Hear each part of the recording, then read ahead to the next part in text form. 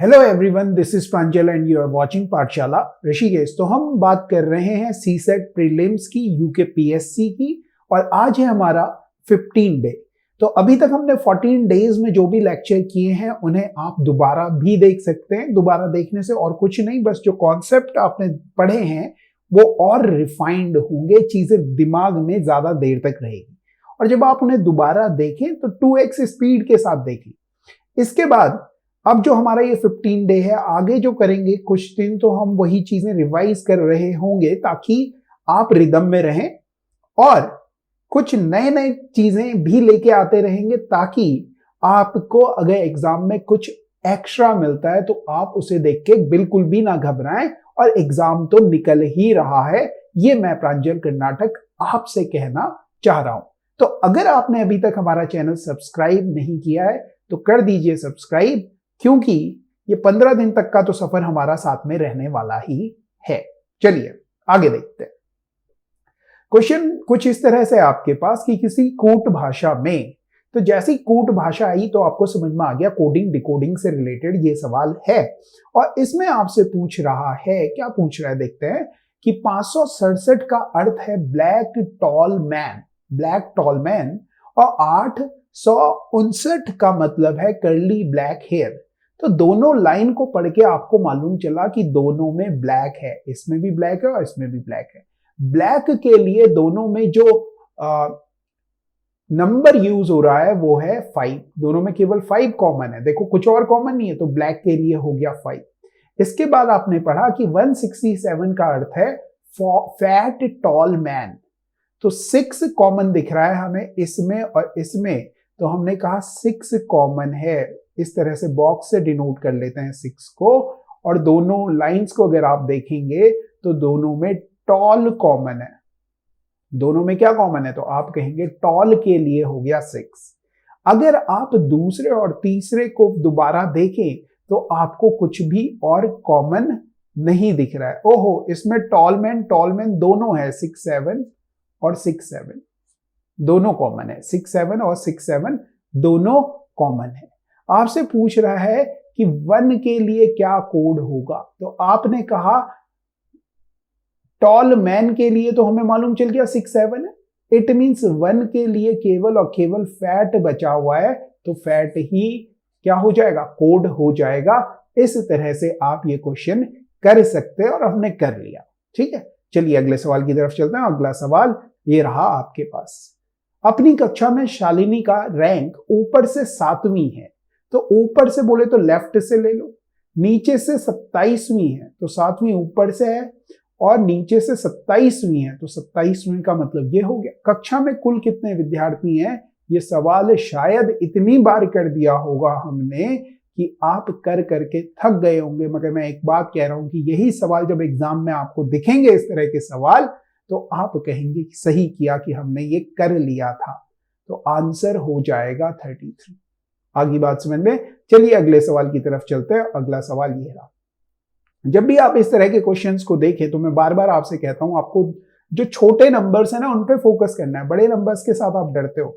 तो आपने देखा कि यहां पे कुछ है, ये तीनों छोटे नंबर्स हैं, ये तो बड़े नंबर्स हैं, इनको बाद में सोचते हैं। छोटे नंबर को सोचना, जोड़ना, घटाना, मल्टीप्लाई करना आसान है, तो इसकी तरफ आए। उन्होंने जानबूझ के आपको पहले बड़े नंबर्स दिए फिर ये दिया। तो अब आप देखेंगे कोई लॉजिक आप सोचेंगे और आप कहेंगे, और आप कह रहे हैं, क्या कह रहे हैं कि 71 और 9 का सम करोगे, जोड़ करोगे तो आता है 80, मगर नीचे लिख रहे हैं 10, मतलब 8 से भाग कर रहे हैं। ऐसे ही आप यहां पे भी चेक करो, इन दोनों का सम करोगे तो आता है 160, और 8 से भाग करोगे 160 को तो 20 आ जाएगा। इसी तरह से 19 और 13 को अगर आप जोड़ लें तो मेरे ख्याल से आता है 32, और 32 को 8 से भाग करोगे तो 8 चौके 32, 4 आंसर आ जाना चाहिए, 4 आंसर आ जाना चाहिए। चलिए अगले सवाल की तरफ चलते हैं। अगला सवाल ये रहा, 18, 30, तो आपने कहा 18 यही लिख लेते हैं, 18 से 30 तक पहुंचना है, क्या करोगे, तो आप कहेंगे सर 18 का दुगना करेंगे और उसमें से 6 कम कर लेंगे आप। मैंने कहा ठीक है, ऐसे ही मैं आपको कहता हूं, या तो जोड़ के पहुंचो, गुणा करके पहुंचो, कुछ भी करके पहुंचो। फिर आपने 30 से 48 तक पहुंचना है, तो आप क्या करेंगे, आपने कहा दुगना करेंगे। 60 हो गया, अब 60 से 48 तक पहुंचना है तो क्या करेंगे, तो आप कहेंगे 12 माइनस कर देंगे। 12 जैसे ही माइनस करोगे 48 हो जाएगा। 48 का फिर से दुगना किया आपने, तो आपने कहा 96 होता है, और 96 से 72 तक आना है, तो आपने कहा 24 माइनस करना पड़ेगा। 24 माइनस करोगे 72 हो जाएगा। 72 से 96 तक आना है तो दुगना किया, क्योंकि सब जगह दुगना करते हुए आ रहे हैं, तो सीरीज में हमेशा ऐसा ही होगा। जो पैटर्न चल रहा है उसको आपने लास्ट तक फॉलो करना है। तो 72 का दुगना किया 144, और ये जो अंतर है, पहले 6 कम किया, फिर 12 कम किया, फिर 24 कम किया, अब कितना कम करोगे, तो आप कहोगे 48 कम करेंगे। और 144 में से जब आप 48 कम करोगे तो 96 आ रहा है, आपने कहा बिल्कुल सही। फिर 96 का दुगना किया तो आ गया 192, 192, और 192 में से 48 का दुगना बोले तो 92 माइनस करोगे, सॉरी 96 माइनस करोगे तो आपके पास आ जाएगा 96। तो इस सवाल का जो आंसर होगा वो हो जाएगा ऑप्शन ए 96। अगले सवाल की तरफ चलिए। अगला सवाल देखिए, अगला सवाल क्या है। पिछले वर्ष ईना की आयु किसी संख्या का वर्ग थी। पिछले साल मान लो कि अभी x है, तो पिछले साल x माइनस 1 रही होगी। आगामी वर्ष में किसी संख्या का घन है, तो आपने बोला ये घन होगी।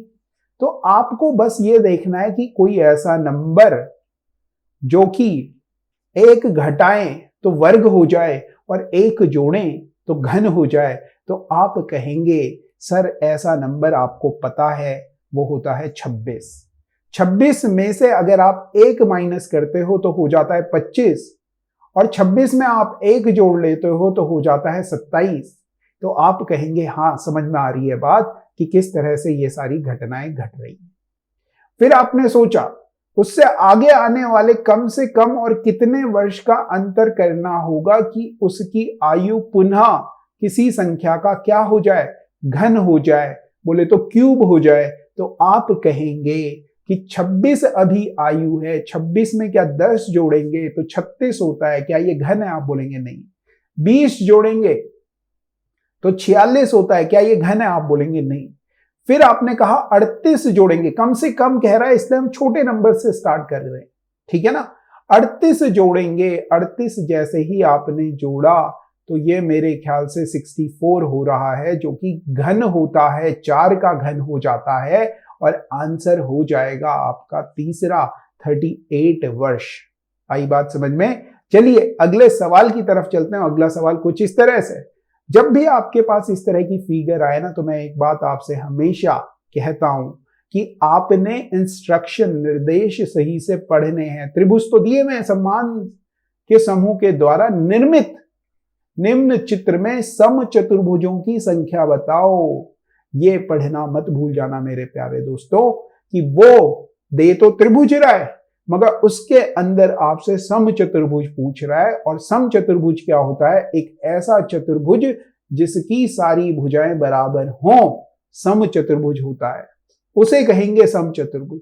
तो आप कहेंगे कि सर सम चतुर्भुज गिनना है, त्रिभुज नहीं गिनना है, क्या गिनना है, सम चतुर्भुज गिनना है। देखो तो एक सम चतुर्भुज इस तरह से है, आपने बोला हाँ, मतलब दो त्रिभुज अगर मिल रहे हैं तो एक सम चतुर्भुज बन रहा है, आपने कहा हाँ बिल्कुल बन रहा है। तो गिनो 1 2 3 4 5 6 7 8 9 10 11 12 13 14 15 16 17 18। समझ में आई बात। तो मतलब हमने 18 सम चतुर्भुज गिन लिए अभी तक। 18 है ऑप्शन में, ध्यान से देखना 18 है, मगर 18 आंसर है या नहीं है हमें नहीं पता। अब आप क्या करेंगे, अब आप क्या करेंगे, आप देखेंगे कि अभी तो हमने अगर दो ट्रायंगल को मिलाया तो एक सम चतुर्भुज बना। अगर थोड़ी बड़ी फिगर हो जाए तो आपने देखी कि एक फिगर ये है ये, तो आपने कहा हाँ ये भी क्या होगा, तो आप कहेंगे सम चतुर्भुज होगा। आगे बात समझ में। इसी तरह से ये देखो, ये भी एक समचतुर्भुज होगा। आप बोलेंगे हाँ ये भी है, कितने हो गए? तो आपने कहा 2 हो गए। फिर देखो इधर से अगर गिन लूं ऐसे करके, देखो कितने हो गए? आपने कहा 3 हो गए, मतलब एक और हो गया, 3 हो गए। तो टोटल जो समचतुर्भुज आ गए वो 21 आ गए। कोई और अगर आपको दिख रहा है तो कमेंट में बताइए और कहिए कि 24 हैं। मैंने गिने हैं 21 ही आ रहे। ठीक है, और कोई नहीं दिख रहा? कहीं और कुछ और दिख रहा हो तो आप कहेंगे नहीं दिख रहा। जो और आप गिनना चाहते हैं वो सब हम गिन चुके हैं।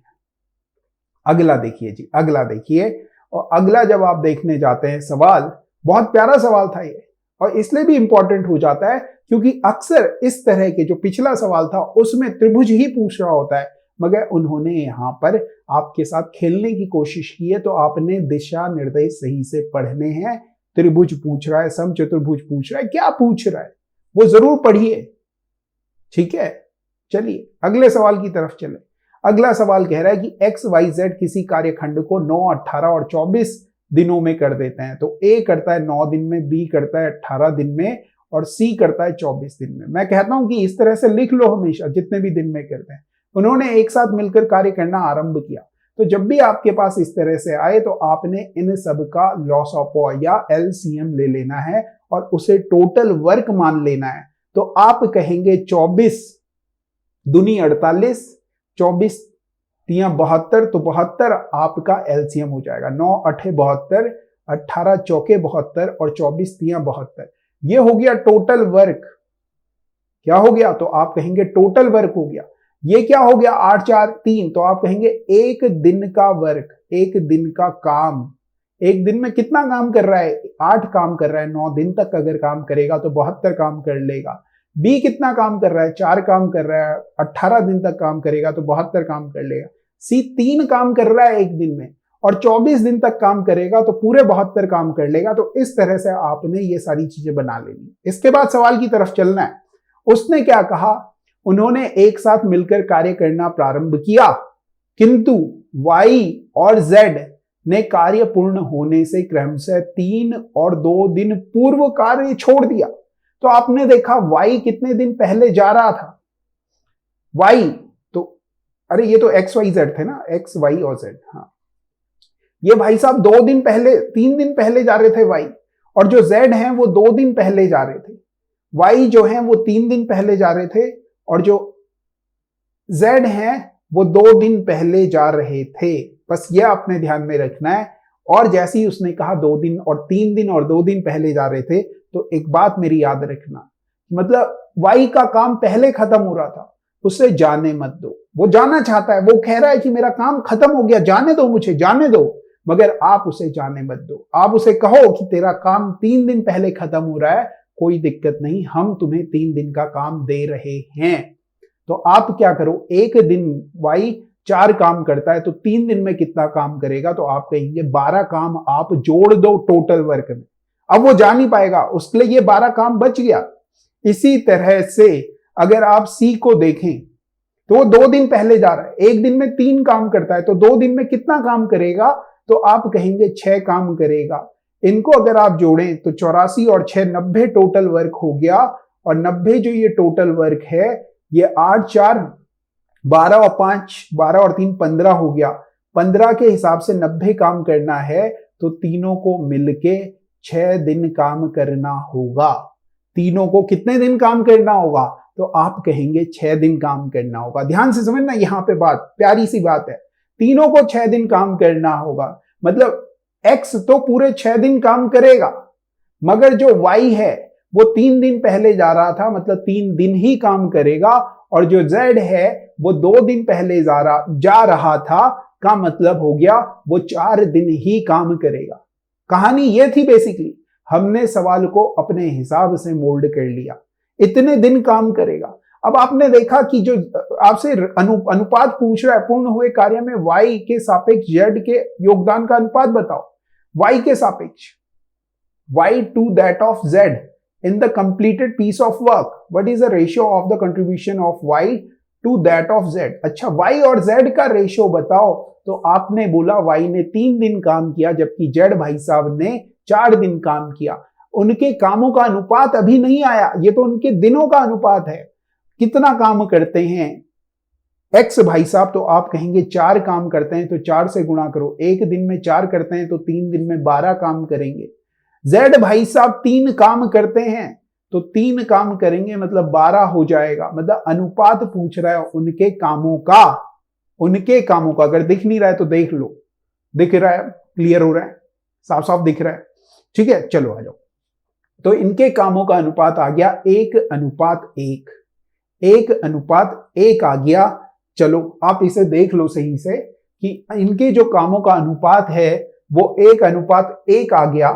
अब 1:1 आ गया और आपसे यही पूछ रहे थे कि कितना हो जाएगा, तो आप कह देंगे 1:1 हो जाएगा। ठीक है जी, आया सवाल समझ में। और डिस्क्रिप्शन में लिंक दे दूंगा टाइम एंड वर्क का। एक बात याद रखना, डिस्क्रिप्शन में लिंक है टाइम एंड वर्क का, बहुत ही बेसिक तरीके से समझाया हुआ है, एक बार वो देख लेना अगर आपको इस तरह के सवालों में दिक्कत होती है तो। चलिए अगला सवाल, चलिए अगला सवाल ये है, समांतर माध्य दे रखा है ए बी और सी का, और कह रहे हैं समांतर माध्य जो है वो m/3 है। तो आपने बोला ठीक है, समांतर माध्य का मतलब क्या हुआ, ये माध्य है, एवरेज है, औसत है, तो आप कहेंगे इसका मतलब ये हो गया a + b + c बटे 3 का मान m/3 दिया हुआ, यही मतलब हुआ। आपने बोला हाँ 3 चीजें थी, तीनों को जोड़ा और 3 से भाग कर दिया, वो हो गया औसत। तो आपने कहा कि m/3 हो जाएगा, तो आपने कहा कोई दिक्कत नहीं। फिर आपने इस 3 से ये 3 काट दिया, आपने कहा a + b + c का जो मान हो गया वो m हो गया। फिर इन्होंने क्या कहा, a/b + 1/b, इन्होंने कहा 1/a + 1/b = -1/c। तो आप इधर इधर इधर ऐसे मल्टीप्लाई करो तो ये आ गया b + a/ab = -1/c। ये c को इधर लेके जाओगे तो ये प्लस हो जाएगा और 0 आ जाएगा। c से फिर इधर मल्टीप्लाई और इधर मल्टीप्लाई करोगे तो bc + ac + ab बराबर 0 आ जाएगा। abc आएगा, वो मल्टीप्लाई होगा, 0 हो जाएगा। आपने कहा ठीक है। आपसे पूछ क्या रहे हैं, a² b² और c² का समांतर माध्य बताइए। तो आप कहेंगे इनका समांतर जो माध्य होगा वो a² + b² + c² को अगर जोड़ के 3 से भाग कर देंगे तो वो समांतर माध्य के बराबर हो जाएगा। तो मैं कहूंगा बिल्कुल सही कहा आपने, मगर आपने कहा a², b² और c² का मान तो आपके पास है नहीं, तो मैं कहूंगा कि यहां जो आपके पास ये वैल्यू निकली थी इसका दोनों तरफ स्क्वायर कर दो। तो आप कहेंगे a + b + c का होल स्क्वायर का फॉर्मूला होता है a² + b² + c² + 2ab + bc + ca = m²। और आपने कहा अरे हमने तो इसकी वैल्यू 0 निकाली है, का मतलब है ये वाला पूरी टर्म 0 हो जाएगी, और अगर ये 0 हो गई तो आप कह पाएंगे कि a² + b² + c² का जो मान है वो m² के बराबर आ गया। मगर आपको ये नहीं बताना, आपको बताना ऐसे 3 से भाग करके, अगर लेफ्ट में बाईं तरफ 3 से भाग कर रहे हो तो दाईं तरफ कैसे छोड़ दोगे, और आप कहोगे इसे भी 3 से भाग कर देंगे, और आपका जो औसत आ जाएगा वो आ जाएगा m²/3। आगे बात समझ में। चलिए अगले सवाल की तरफ चलते हैं। अगला सवाल ये है, इसमें कह रहा है गोलू या गुलू जो भी है, ये यार्न का अर्थ है ब्लू स्काई, सिल्को स्पैडी का अर्थ है बाइसाइकिल रेस, गुलो सिल्क का मतलब है, सिल्को का मतलब है। अब आपने देखा ये सिल्को ना 2 बार आ रहा है, का अर्थ है ब्लू, ये ठीक है। सिल्को यहां पे भी सिल्को है, यहां पे भी सिल्को है। तो अगर आप ऑब्जर्व करो तो सिल्को को एक बार यहां और एक बार यहां, मतलब ये दूसरे वाले और तीसरे वाले दोनों में सिल्को आ रहा है। तो दूसरे वाले और तीसरे वाले में अगर आप ऑब्जर्व करेंगे तो बाईसाइकिल कॉमन है, जो कि किसे शो कर रही है, सिल्को को शो कर रही है। फिर आपने देखा गोलू लिखा हुआ है, जो ये भी 2 जगह है, एक तो यहां है गोलू और एक यहां है गोलू। तो गोलू को अगर आप पकड़ें और इनके ब्लू स्काई और यहां ब्लू बाईसाइकिल को देखें तो आप कह देंगे ब्लू का मतलब हो गया गोलू या गोलू, जो भी लिखा हुआ है। आगे बात समझ में, आप बोलेंगे बिल्कुल समझ में आ गई। अब आपको सबकी चीजें, सबकी वैल्यू मालूम चल गई। आपसे पूछ रहे हैं रेस का मतलब बता दो, तो आप कहेंगे स्पैडी।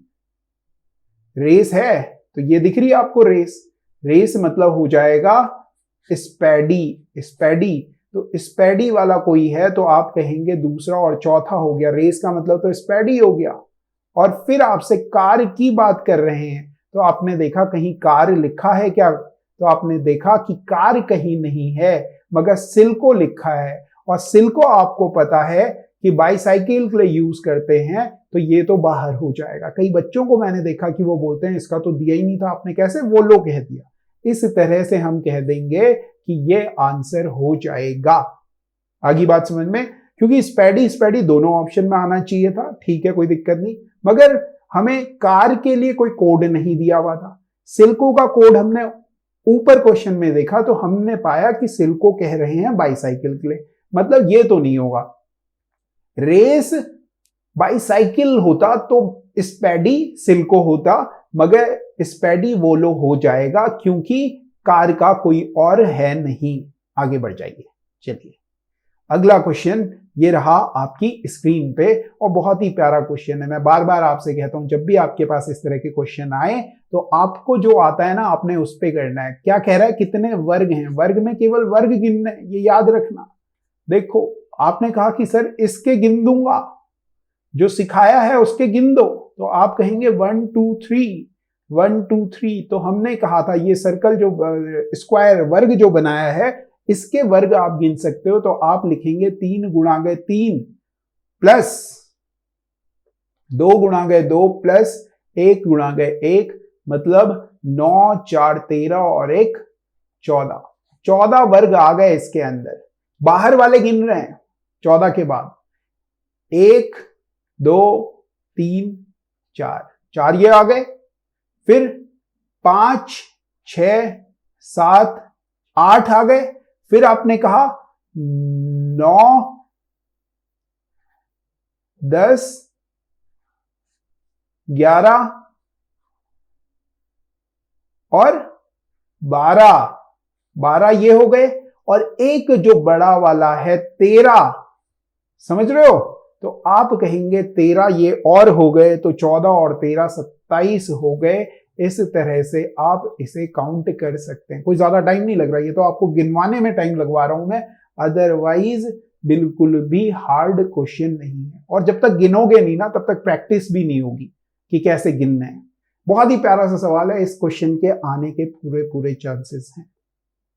देखो क्या कह रहा है, कह रहा है कि भैया इन सब में अधिकतम कौन सा है। आपने देखा कि 59 और इसके बीच का जो डिफरेंस है ना, अगर वैसे देखा जाए तो 8 का है, इनका भी 8 का है, इनका भी 8 का है, इनका भी 8 का है। आप कौन सा अधिकतम बता दें, और इसकी वैल्यू निकालने पे जाओगे तो आत्मा कांपेगी। ठीक है, तो परिमेयकरण आपने सुना होगा, सुना है। तो हम परिमेयकरण में क्या करते थे कि जो भी, जैसे इसका ही परिमेयकरण करें, तो इसका जब परिमेयकरण करेंगे तो इसके अपॉन में 1 है, ऊपर नीचे मतलब अंश और हर में इसके विपरीत सिंबल से मल्टीप्लाई कर देते हैं। ठीक है, कर दिया आपने, आपने बोला ठीक है कोई दिक्कत नहीं है, 51। आगे बात समझ में, आपने बोला मल्टीप्लाई कर देते हैं, मैंने कहा कर दो, आपने बोला ये देखो, तो क्या होगा, ये a माइनस बी और a प्लस बी मिलके a square minus B square देंगे, का मतलब हो गया 8 दे देंगे, और नीचे कितना आएगा, रूट 59 प्लस रूट 51। आगे बात समझ में। इसी तरह से इसे अगर ऑब्जर्व करोगे तो ये देगा 8 अपॉन रूट 37 प्लस रूट 29। आगे बात समझ में। इसी तरह इसे देखोगे तो ये देगा 8 अपॉन रूट 87 प्लस रूट 79। इसी तरह से इन वाले भाई साहब को अगर आप ऑब्जर्व करेंगे तो आप कहेंगे 8 अपॉन रूट 79 प्लस रूट 71। अब एक चीज बताओ मुझे भाई, किसी भिन्न का, ये भिन्न में बदल गए, ये भिन्न है, ये भिन्न है, ये भिन्न है, ये भिन्न है। अगर मैं आपसे पूछूं कि ये जो हर हैं, इन सब के हर में सबसे छोटा हर किसका है, सबसे छोटा हर किसका है, तो आप कहेंगे सर इसका है। इसका हर सबसे छोटा है, क्योंकि सबके अंश बराबर हैं, सबके अंश बराबर हैं, तो जिस भिन्न का हर सबसे छोटा होगा वो भिन्न सबसे बड़ी होगी, वो भिन्न सबसे बड़ी होगी। इसे ऐसे समझ लो कि मैंने 4 8 8 8 लिख दिए और मैंने यहां 1, यहां 2, यहां 3, यहां 4 और यहां 8 लिखा। देखो किसका हर सबसे छोटा है, तो आपने कहा 1, और सबका अंश बराबर है, तो सबसे बड़ी भिन्न कौन सी है? 8 आएगा अंश। आप बोलेंगे हाँ 8 आएगा। तो इसी तरह से आपने इस क्वेश्चन में भी देख लिया कि जिसका हर सबसे छोटा होगा उसका भिन्न का मान सबसे बड़ा होगा और वो भिन्न सबसे बड़ी हो जाएगी और आपका आंसर हो जाएगा ये। ठीक है, समझ में आ गया? इसे एक और बार देखना, रैशनलाइजेशन, और आ गया। पोटैटो को 3 लिख रहे हैं। जब भी ऐसा हो, कोई बड़ा सा लिखा हुआ हो और छोटा अंक दे रहा हो, तो कुछ छोटा सोचो, कुछ आसान सोचो, कुछ बड़ा मत सोचो। इन्हें जोड़ के, घटा के, मल्टीप्लाई करके, डिवाइड करके करने की कोशिश बिल्कुल मत करो। क्यों मत करो? आना नहीं है आंसर। अब आपने देखा क्या है, आपने बोला कि ओ ए ओ 3 वॉवल्स हैं, 3 स्वर हैं, इसलिए 3 आ रहा होगा। फिर आपने मास्क में देखा, मास्क में कितना स्वर है? आपने कहा 1। ऑप्शन पे गए, ढूंढा, बोला है ही नहीं 1, क्या करें? फिर आपने कहा अच्छा 3 स्वर हैं तो इसमें तो 3 व्यंजन भी हैं, 3 कॉन्सोनेंट्स भी हैं, 3 कॉन्सोनेंट्स हैं, 3 कॉन्सोनेंट हैं, इसलिए 3 लिखा होगा। तो इसमें देखा कितने कॉन्सोनेंट है? 1 2 और 3, तो 3 ही आंसर हो जाएगा। इस तरह से कई बार बहुत छोटे छोटे लॉजिक पूछ लिए जाते हैं एग्जाम में और आपको नहीं पता लगता कि कहां से ये आ रहा है। इस तरह से आपने अपने दिमाग को तैयार रखना है कि आप कुछ भी सोच लें। चलिए अगले सवाल की तरफ चल रहे हैं। अगला सवाल ये है, बहुत ही प्यारा सा लॉजिक है। होमवर्क कर दें इसे, कमेंट करके बताओगे? तो चलो इसे लिख देते हैं क्वेश्चन नंबर 1। कमेंट करके बताओ कि इसका आंसर क्या होगा विद सॉल्यूशन। देखते हैं कितने बच्चे पढ़ रहे हैं। चलिए अगले सवाल की तरफ चलते हैं, बहुत ही प्यारा कॉन्सेप्ट है। चलिए अगला, एक समबाहुभुज के एक बहिष्कोण तथा एक अंतःकोण का अनुपात 1:5 है। तो एक बात याद रखना, एक अंतःकोण प्लस बाह्य कोण का जो योग होता है वो 180 होता है, मगर आपने कहा आपको तो 1 और 5 6 हो रहा है, 6 का मान आ गया 180, 6 का मान आ गया 180, तो आप कहेंगे 1 का मान 30 आ जाएगा। 1 का मान 30 आ गया। बाह्य कोण कितना है? तो आप कहेंगे 150 है। बाह्य कोण कितना हो गया? सॉरी, उल्टा लिख दिया मैंने। बाह्य कोण ये 1 था और ये 5 था। बाह्य कोण कितना हो गया? तो आपने कहा 30 हो गया। अगर बाह्य कोण 30 है तो n बराबर होता है 360 बटे बाह्य कोण। याद कर लो बाह्य कोण, तो आप कहेंगे 360 बटे बाह्य कोण का मान 30, 30 से ये कट गया, 12 आ जाएगा। 12 नंबर ऑफ जो साइड्स हो जाएंगी वो 12 हो जाएंगी। ठीक है, चलें आगे। अगला देखिए जी, अगला क्वेश्चन बहुत ही प्यारा सा कॉन्सेप्ट है, बहुत छोटा कॉन्सेप्ट है। देखिए, गुणा कह रहा है तो रीजनिंग में जब भी गुणा कहे तो उसका मतलब जरूरी नहीं कि गुणा ही हो, मल्टीप्लाई हो, डिवाइड हो, कुछ भी हो सकता है, कुछ नहीं भी हो सकता है। तो आपने देखा कि इन दोनों नंबर्स को जोड़ेंगे, 23 और 5 28 होता है, उसमें से 2 घटा लोगे तो आ गया 26, 13 और 8 जोड़ोगे आ गया 21, में से 2 घटाओगे तो आ गया 19। इसी तरह से इन दोनों को जब आप जोड़ेंगे तो आएगा 40 कितना 46, उसमें से 2 घटा लोगे तो आंसर आ जाएगा 44। चलिए अगले सवाल की तरफ चलते हैं।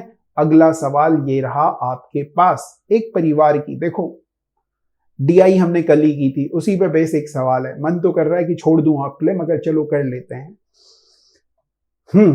एक परिवार की मासिक बचत दी हुई है 4500। आपने देखा कि मासिक बचत कहीं कुछ लिखा है तो मासिक घरेलू बजट दिया हुआ है को दर्शाता है।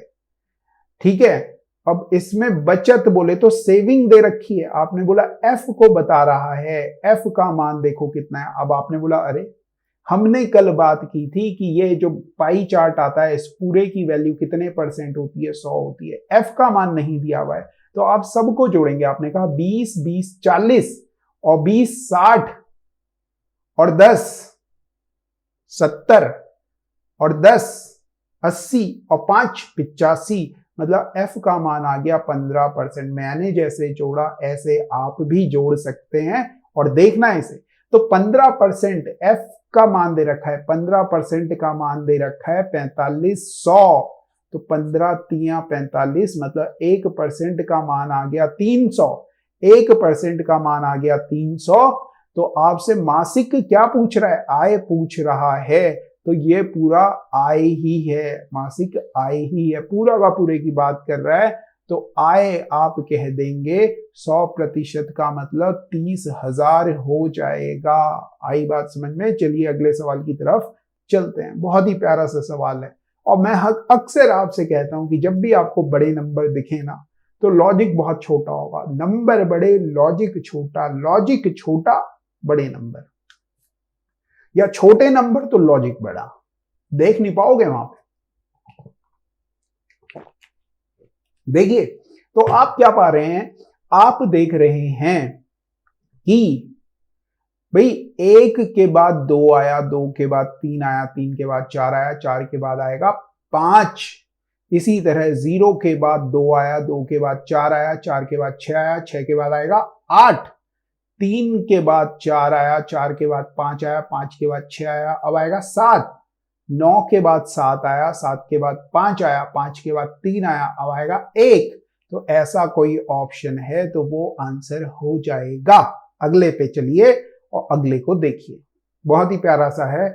हमारे चाहने वाले, हमारे देखने वाले जो बच्चे हैं, जो हमें रेगुलर देख रहे होंगे, वो इस क्वेश्चन को कर चुके होंगे, मगर चलिए फिर भी आप प्ले करते हैं। मैं आपसे बार बार कहता हूं जब भी नंबर आए तो पड़ोसियों को देखो कि आपका पड़ोसी कौन है। तो आपने कहा 7, किसका पड़ोसी है 7? तो आपने कहा 8 का पड़ोसी है। 26 देखा, किसका पड़ोसी है? 27 का पड़ोसी है। 63 देखा, किसका पड़ोसी है? 64 का है। ये किसका पड़ोसी है? 125 का है। अभी भी नहीं समझे तो घन याद कर लो, क्यूब से याद कर लो। आप कहोगे 2 का क्यूब, 3 का क्यूब, 4 का क्यूब, 5 का क्यूब। अब आ जाएगा किसका क्यूब? तो आप कहेंगे 6 का क्यूब। बोले तो 216, और घन नहीं लिख रहा, उनके पड़ोसी लिख रहा है, मतलब 215 आएगा। 215 वाला एक ऑप्शन, 2 ऑप्शन। आई बात समझ में? अब आप क्या करेंगे, आप कहेंगे कि ये y जो है 25 होता है, फिर 22 हुआ, मतलब कितना कम हुआ? 2, 3 कम हुआ, फिर 18, 4 कम हुआ, फिर 13, 4 के बाद 5 कम हुआ, 5 के बाद अब 6 कम होगा। 13 में से 6 कम करोगे तो 7 आएगा और जी आ जाएगा। तो जी वाला ऑप्शन ये है, यही आंसर हो जाएगा। इस तरह से ये सवाल बड़े ही आसानी से किए जा सकते हैं। देखो कुछ ना कुछ तो होना चाहिए ना यार। क्वेश्चंस अगर करने हैं एग्जाम में तो कुछ ना कुछ तो बैकग्राउंड में होना चाहिए। कितना गोला बारूद आपने पीछे फूका है, कितना टाइम आपने लगाया है, कितनी मेहनत आपने की है, वो सब आएगा काम ना। और 3 अप्रैल को वो दिखाएंगे। और हमारी जो मेहनत है 25 दिन की, वो भी तो यही है कि हमारा जो गोला बारूद है जो हम आप तक पहुंचा रहे हैं, ये भी वही काम कर रहा है। आगे देखो, असंगत को छांटिए। कौन असंगत है? Cat, cow, pig, goat. Pick out the odd one. अरे रे रे, बहुत ही प्यारा है। देखो अलग जो है होने के लिए तो कुछ भी हो सकता है, मगर हम कहेंगे पिग है। पिग क्यों अलग है? ओ सॉरी, कैट अलग है। कैट क्यों अलग है? क्योंकि और सब शाकाहारी हैं और ये मांसाहारी है। ये कार्निवोरस है और सब हार्बीवोरस है, हार्बीवोरस है, इसलिए कैट अलग हो जाएगी। आगे बढ़ जाइए। और भी लॉजिक हो सकते हैं, मगर इसमें और कुछ सोचने की जरूरत नहीं। जिप्सम को क्या लिख रहा है? देखो जी था यहां, कहां पहुंचा दिया? यहां पहुंचा दिया। एम से शुरू कर रहा है। एम पहले लास्ट वाले को लिखा, फिर पहले वाले को लिखा, फिर लास्ट वाले को लास्ट में लिख दिया, फिर शुरुआत वाले को लास्ट में लिख दिया, फिर S को लिखा, फिर P को लिखा। समझ में आ गया क्या कर रहे हैं? आपने बोला हाँ आ गया है। तो इसी तरह से यहां आएगा D और फिर आएगा B आएगा, फिर पहले D फिर B, फिर N आएगा। N कहां आएगा अगर आपसे पूछा जाए तो आप कहेंगे यहां आएगा N और यहां आएगा Y, और फिर बचा ही एक है, कौन है वो? O है। तो DBOYN, DBO, E भी तो था कहीं, अरे यार हमने गड़बड़ कर दी। पहले आएगा D, ठीक है, फिर सॉरी पहले आएगा, हमने D से स्टार्ट किया, D और यहां आना था B। देख लेना जी, थोड़ा गर्मी है, लॉजिक समझ में आ गया और इस क्वेश्चन पे टाइम खराब नहीं करते। चलिए देखिए क्या है सवाल, बहुत ही प्यारा सा सवाल है, शायद पहले हमने कभी किया है, नहीं किया है, मुझे नहीं मालूम। लॉजिक ढूंढते हैं। तो आपने देखा 5 और 3 को जोड़ा 8 का आधा किया 4, 10 और 6 को जोड़ा 16 और आधा किया 8, 13 में आपने जोड़ लिया 11 और आधा किया 24 हो गया और आधा किया तो आ गया 12। आपने बोला बिल्कुल ठीक, ऑप्शंस पे गए तो 11 मिला ही नहीं। क्या करोगे? बैठ के रोगे? किस्मत को कोसोगे? नहीं, कुछ और सोचोगे, क्योंकि अगर सोचोगे नहीं ना तो छोड़ के बढ़ जाओगे। फिर आपने ध्यान से देखा, आपने कहा 3 4 5 सुना है कहीं, 6 8 10 सुना है कहीं, क्वेश्चन मार्क 12 13, आप कहोगे 5 12 13 और 5 ऑप्शन में मिलेगा। अभी भी किसी बच्चे को समझ नहीं आया तो बता दूं, ये पाइथागोरस ट्रिपलेट है, ट्रिपलेट है। अरे क्या लिख दिया? ट्रिपलेट है, पाइथागोरस ट्रिपलेट है, ठीक है। मतलब इसका स्क्वायर और इसका स्क्वायर करोगे तो इसके स्क्वायर के बराबर होता है, इसका स्क्वायर और इसका स्क्वायर करोगे तो इसके स्क्वायर के बराबर होता है। इसी तरह से 5 का स्क्वायर और 12 का स्क्वायर करोगे और ऐड करोगे तो वो 13 के स्क्वायर के बराबर हो जाएगा। चलिए अगले सवाल की तरफ। और आपसे पूछ रहा है यूनिट डिजिट बताओ, इकाई का अंक बताओ। तो आपको पता है 5 की घात कुछ भी हो 5 ही आती है यूनिट डिजिट। 7 की घात 69 है, तो हमने कहा था जब भी 7 आए तो 7 में क्या करें, जो भी पावर है उसे 4 से भाग करो। 69 को 4 से आपने भाग किया, 4 एकम 4 2 9 4 7 28, कितना बच गया? 1 बच गया। तो पावर लिख लो 7 की घात 1। इसी तरह से 57 है, 57 को भी 4 से भाग करो, कुछ भी आए पावर सबको 4 से करना है। 4 14 चौके 56, और आपने कहा 1 आ रहा है तो यहां भी 3 की घात 1 लिख दो। अब 7 पंजे 35, 3 5, तो 5 ही आएगा आंसर, है ना। यूनिट डिजिट वाला जो कॉन्सेप्ट है वो डिस्क्रिप्शन में आपको मिल जाएगा, वहां पे जाके उसे देख जरूर लेना। और बस हमने किया है ये, जो अगर आप वीडियो लेक्चर जो हमारे चल रहे हैं इनमें देख रहे होंगे तो शुरुआत में हमने बहुत सारे कॉन्सेप्ट, हर क्वेश्चन के साथ कॉन्सेप्ट बताने की कोशिश की। अगला सवाल देखिए, 200 बल्बों को 4 घंटे प्रतिदिन जलाया जाता है, इसका 6 दिन का खर्च, मतलब 200 बल्ब जलाए 4 घंटे 6 दिन तक और खर्चा आया कितना?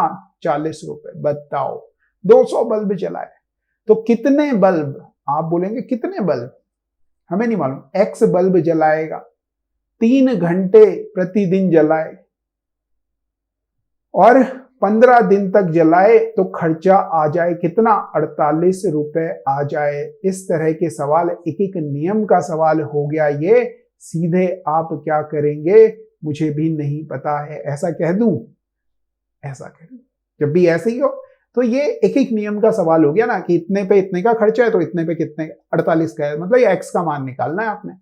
अब आप क्या करेंगे, 3 से ये काट दो, 2 आ गया, 5 3 15 और 5 चौकू 20, 0 आ गया, 3 से ये कट जाएगा, 16 3 48 हो गया, 40 से ये 40 कट गया, देखो कट गया। अब ये 16 बचा, ये इधर गुणा में जाएगा, 16 गुणा होगी इधर, दूनी 32, दूनी 64, दूनी 128, ये x इधर आ जाएगा तो x का मान आ जाएगा 128। 128 बल्ब जलाने पड़ेंगे, ठीक है, दिया जलाना पड़ेगा, बल्ब जलाने पड़ेंगे, इस तरह से ये सवाल हो जाएगा। चलिए अगले सवाल की तरफ चलते हैं, और ये सवाल स्क्रीनशॉट ले लीजिए और इसको नाम दे देते हैं क्वेश्चन नंबर 2। इसका आंसर कमेंट में करके बताइए कि कितने ट्राइंगल हैं। इसके साथ ही 2-3 सवाल हमने आपके लिए रखे हैं, ये भी है क्वेश्चन नंबर 3 नाम दे दिया है इसे भी कमेंट में करके बताइए कि क्या आंसर होने वाला है। चलिए अगला सवाल ये भी है, इसको नाम दे दिया 4, क्वेश्चन नंबर 4। इसका भी कमेंट में आंसर लिख के बताइए। ये तो मालूम चले कि क्या अगर कुछ नया टाइप का क्वेश्चन आया तो कर पाओगे, नहीं कर पाओगे, कि वही जो हल्के क्वेश्चन आएंगे जो कर लिए जाएंगे वही करोगे। थोड़ा अगर इधर उधर आ गया तो क्या दिमाग चला पाओगे, इसलिए ये क्वेश्चंस लेके आए हैं। और जो भी आपका रिस्पॉन्स रहेगा वो कमेंट में जरूर बताइए।